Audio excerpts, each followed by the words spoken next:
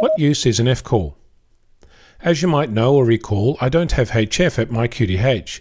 So far my DX activities have been using other people's equipment and using my 12-metre squid pole when I'm either camping or set up at some waterside location. This seriously curtails my activities and I'm keen to do something about it. Over the past few weeks I've been looking at different options. It's a process that everyone goes through, and sometimes you come out of it having gained some experience. I'm not shy in asking questions, but the replies are sometimes a little more difficult.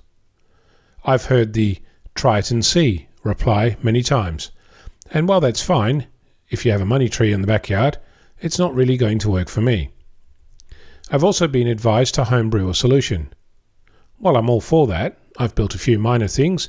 If I add up the money I've spent on homebrewing antennas, I'm not doing so well. It's $5 here, $2.50 there, a roll of wire, a pole or two, sockets, plugs, rope, you name it. It's in my shack. I reckon I've spent more than enough money for the moment on building things that don't quite work as advertised. Of course, I'll be the first to admit that I've learned heaps doing it, but at the moment all I really want to do is get on air and make some contacts. I hit on the idea of getting a heavy-duty bootlip mount and using the same mount for HF and VHF-UHF. I realise I won't be able to use the same antenna, or that any antenna that claims to work all bands is likely to be pretty inefficient, so I'm getting geared up for having several monoband whips and exchange them as I need to. I'm not expecting to operate while I'm on the move, but I would like to be able to turn my engine on and drive away once I've had enough.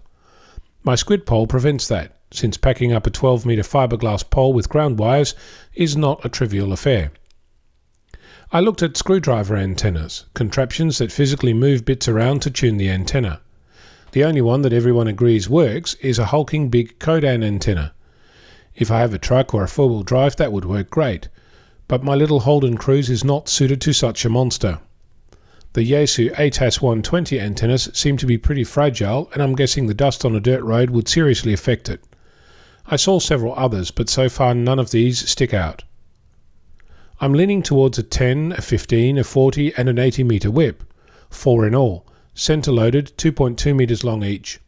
I don't yet know how they pack away, if I have to retune them every time I put them together, or even if they're built to be dismantled.